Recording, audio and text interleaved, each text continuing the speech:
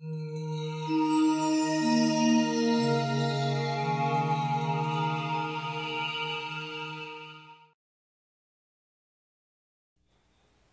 the past few days, there's only been one topic on all of our minds: the war in the Persian Gulf. We sit in front of the television, watching frightening images of destruction and human loss, and we have to remind ourselves that we are not watching a movie. This isn't Top Gun. It's the real thing. These are real people, people with wives and husbands and children. But whether or not you have a loved one serving in the military, war reaches out and touches your life, forcing you to deal with fears that you may not know how to cope with. I'm Barbara De Angelis, and I hope you join me next for a very special show. We're going to be talking about how to deal with the emotions of war. And we'll be sharing some suggestions for parents about how to talk about war to your children and how to explain the frightening events happening in the world around us. Join us next.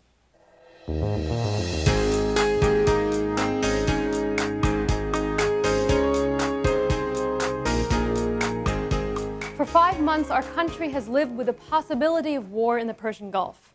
Now that possibility has turned to reality, and our country is at war.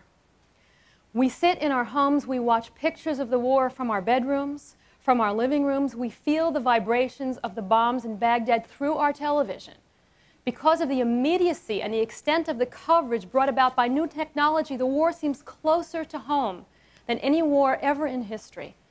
And we're supposed to cope, of course, and know what to do, and all of this affects our children even more profoundly.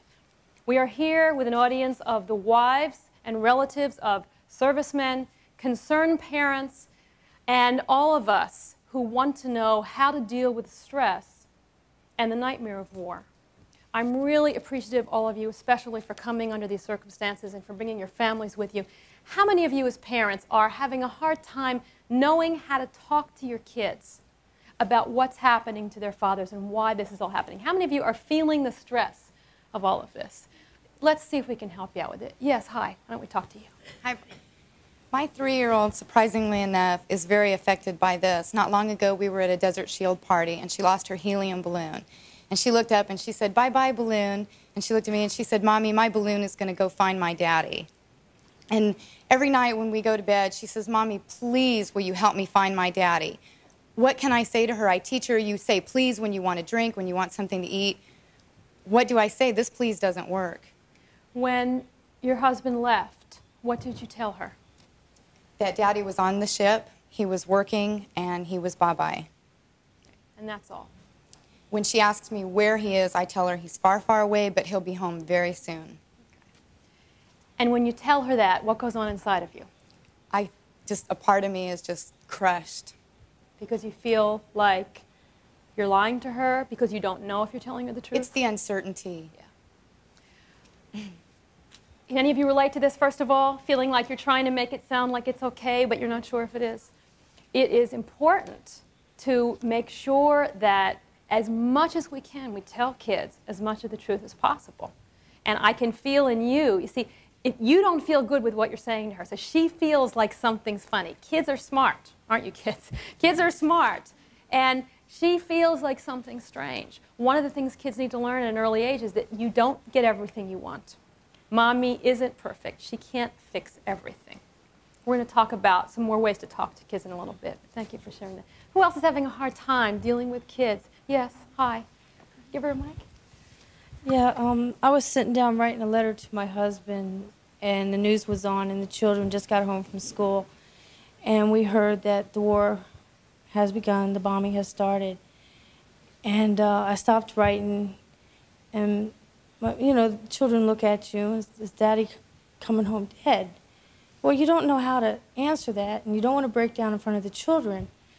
So I just went in the bathroom, and I shut the door and regrouped. Then I came out, and then I tried to explain it. But it's hard to explain. You know, what can you do to explain? How do you so you don't want to break down in front of the kids. Mm-hmm. You have to be strong. So you stuff it inside, and you try to be tough. Mm-hmm. But that's hard on you, isn't it?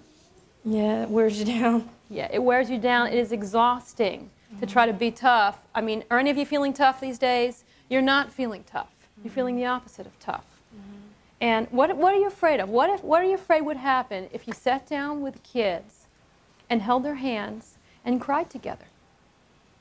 What are you afraid would happen? I'd feel the children would feel that I'm weak and that they're looking for me for strength. But see, what's the message we give our kids if we say, if I break down and cry, I'm weak? So then they watch and they think, oh, if I break down and cry, I'm weak.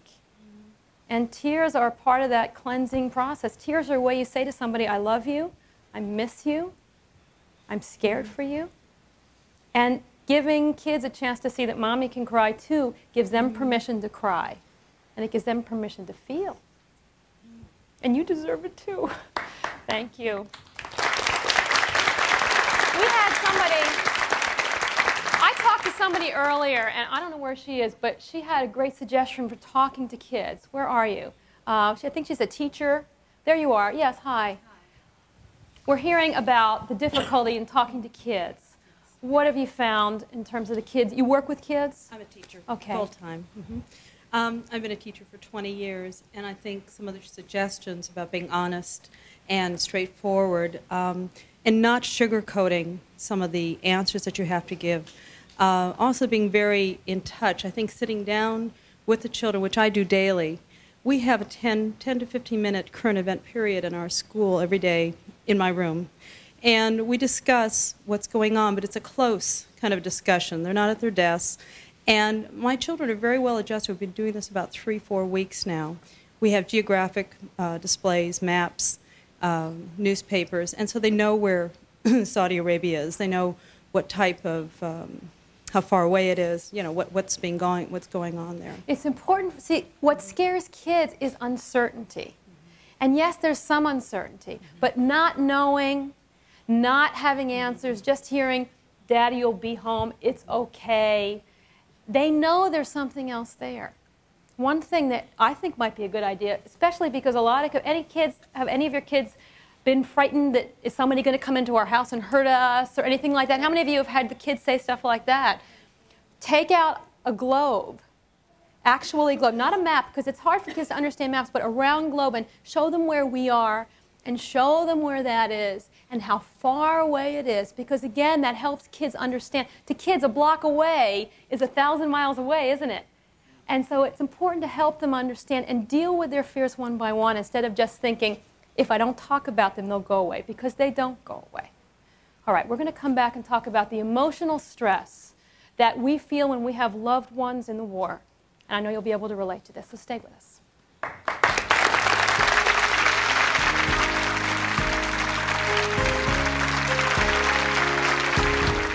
We're talking with family and relatives of people over in the Persian Gulf about the stress that we feel, the stress our children feel, and how to deal with that stress, especially when we're trying to be strong. And that's what we're already hearing, is that we're all trying to be strong, but it's taking the toll.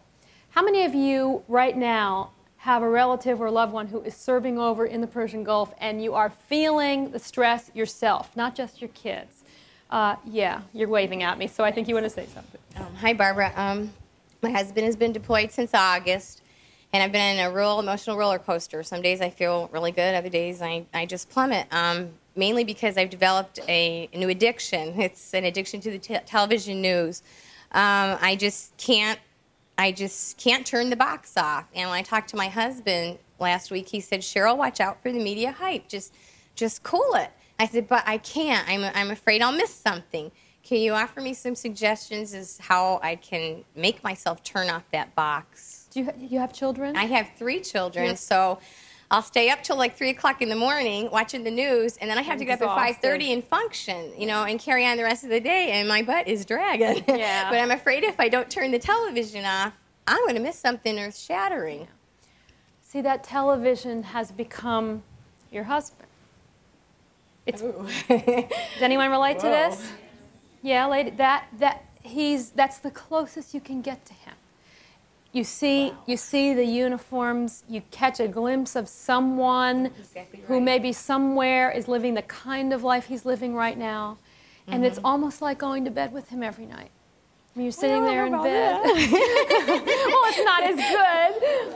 But you're sitting there, and it's that way that you can feel. You're right. I mean, I do feel like if I turn this channel on, I might see him. If I do turn that channel on, I might see him. If I turn that channel on, I might see him. So you're right. So underneath it, I mean, what's that feeling underneath all of it?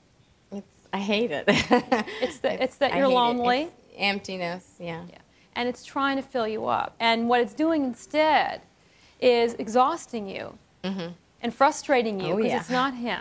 And then you can't be there for your kids. You don't feel good. And just so you all remember that depression is always exaggerated by fatigue. So the more tired you are, the more depressed you're going to get, and then the more you watch the TV, and the more tired. And it goes on and on and on. So maybe at those times, write a little bit more or spend a little more time with the kids and realize that he's not in there, he's in here. And you can find him in there. Thank you. Thank you. Who else is going through a difficult time with dealing with your husband being away? Yes, hi. Hi. This week I was waiting for that phone call from my husband, and it never came. And I keep waiting and waiting, and it's really hard to keep my spirit up then. And I just wonder, how do you maintain a positive attitude indefinitely? And you all want to know this. You don't. You don't. I mean, I see you're a very sweet person. You have this big smile on your face, and probably being cheerful has been something that's been easy for you. I mean, were you like a good girl when you grew up and all that? Yeah. All right. So it's not what a nice girl's supposed to do, to be scared and depressed and maybe angry and helpless. But that's how you're feeling, isn't it? And those aren't strong, nice feelings, but they're real feelings. You don't have to maintain a positive attitude right now. It doesn't mean that you can become pessimistic, but you can walk around, and when people call you, you don't have to be there for them. You don't have to say to your parents, I'm doing fine. You can say, I'm not doing fine. I feel awful. I won't feel good until he's home with me. I mean, isn't that the reality? Because you're not doing fine.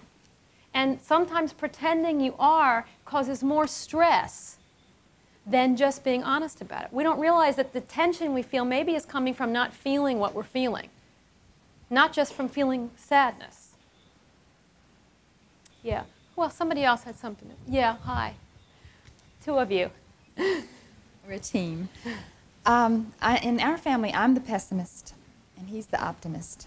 And so is it okay for parents to fall back on their children sometimes instead of being the strong one all the time? Okay, so your husband's overseas. Yes. Okay, and are you the oldest boy? Oh, yes. Okay, I had that feeling. All right. Yes. So here's your mom, and we haven't heard from any kids yet, but here's your mom, and we heard a few other moms saying, I feel like I have to be strong. I'm afraid to show the kids. I'm scared. Would it scare you to have her just fall apart and say, I'm scared, I'm afraid, I don't know what to do? Well, it scares me a little bit when she does that, and when she does that, I always try to calm her down, and I sit her down in the chair, and I massage her back, and I tell her it's okay. And we have a 3-year-old little brother, and when we get in an argument, sometimes he picks it up, and my dad, when he left, he was the main authority with David, and my mom, she just breaks down, and I'm always looking on the bright side of things, and I've had this experience before. My dad went to Beirut, and he was near the bombing, and she thought that he had died. And but he came home. Yes, he came home, and I kept telling her that he would come home. And there was a few things that I wish he was back for, and like some school, he helped me with school. But I just know he's going to come back, and I feel totally confident. So is it okay? Is it okay for her? Why don't you tell her right now that it's okay? She can lean on you. That sometimes she can fall apart, and you can be the strong one. Yeah, that's what happens a lot. After she gets off the phone, she breaks down and she tries to get it out of her mind and keep. Look at this. Look who you have here. It's okay. You can fall apart. All right, we're going to come back and talk about the consequences of not dealing with your fear and ignoring your kids' fear. So don't go away. Sharing your emotions about war is not easy, but what we're hearing is not sharing them can take a big toll on your own mental health and on your relationships. You had a really important question I want to answer for you. Yeah, I've been going out with my boyfriend for 3 years now, and he's in the reserves, and he's been telling me that if we go to ground war, he's going to be sent over to Saudi Arabia. And I don't deal with it. I just keep telling myself, oh, he won't go, something will happen, and he won't go. And when I try to talk to my friends about it or my family, everyone just tells me, oh, don't worry about it. He's not going to go. He's just going to stay here. And they just drop it. And then when I talk to him about it, he keeps saying, don't you realize I'm going? Can't you just stop, trying to forget about it and realize I'm going to go over there? And I can't deal with it. I just tell myself he's not going to go. It's called numbness. Anyone relate to this? You go numb because you don't want to deal with what's underneath the numbness, which is what? I'm afraid he's going to die. Yeah, a lot of fear and terror. And he needs you to feel for him now. He needs you to feel that fear and that terror because it's a way of loving him. Yeah. Even if it means sitting down with him and holding hands and closing your eyes and telling him your deepest, darkest fears. That's what he needs. That's going to give him strength to live and give him courage. And the more you pull away from him, the more unloved he feels. I know it's scary. All the women here can relate to this. But you got to fight through that numbness because that's the way you're going to be able to stay bonded with him. I hope that helps. Thanks. Yeah, who else had something on this? Hi. Well, you have a whole lot with you, don't you? You're twins? My fiance left on the day that we were supposed to get married. These are his stepchildren, and we have 2 other smaller children, and I'm having a really hard time telling them anything about it. I'm just terrified. He writes letters all the time telling me, give the kids a hug, give them a kiss. I can't do it. I'm afraid to let them know. Even today when they saw the bombing, they thought it was planes. How do I tell them anything? I'm afraid that maybe he isn't coming back. And even worse for them because they just got him. It's not so much how you tell them, it's if I don't tell them. If I don't tell them and then later they find out years later, they will feel cheated. If I don't tell them, they won't be prepared. If I don't tell them, they won't grow up and deal with the realities that we're all having to deal with. Sometimes we don't want to tell our kids because it's kind of like finally telling ourselves, isn't it? It's kind of like finally facing it. And if we can have a little fantasy still there.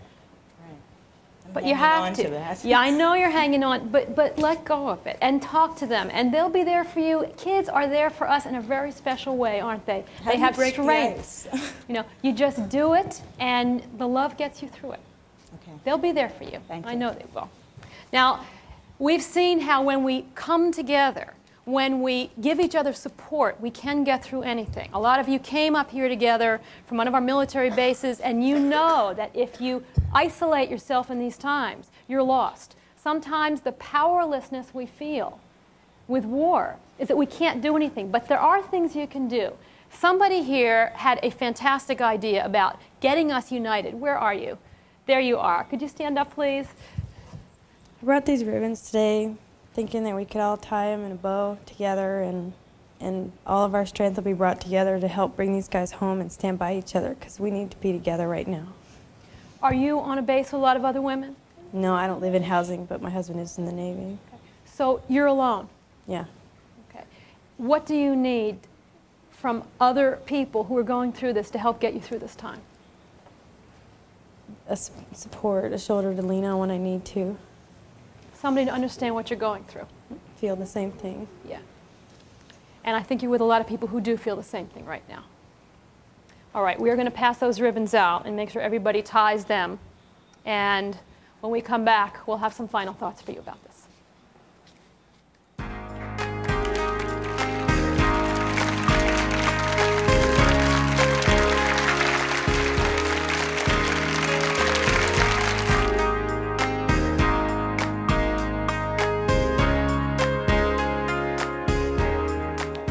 Okay, you stood up before and talked about how scary it was for you to break down. Now, I want you to know something.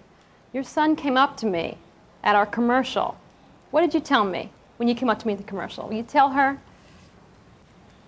Yeah, what'd you tell me? I told her it's okay to cry. He came up to me and said, it's okay for my mom to cry. He's there for you. I have always believed that hidden within all pain and adversity, there is always a gift. If there is a gift that can possibly be found in war, it is the powerful reminder of how precious life is and the importance of love above all. You may be powerless to end the crisis in the Persian Gulf, but you do have the power to stop the battles in your own life. See, every time you choose not to forgive or speak to a relative, you are choosing war. Every time you stubbornly choose not to say you're sorry to a friend, you choose war. Every time you choose to do things that harm your health or assault your body, you choose war. And every time you choose to push your partner away rather than say, I love you, I need you, you choose war. But every time you choose to understand, forgive, heal, and love, you choose peace. Peace begins with me, with you, with all of us. And every day on this show, we try to help you create a little more peace in your life. I hope we've helped you find a little bit of that peace today, and it will spread out to the world. I'm Barbara De Angelis. Thank you for sharing this time with me.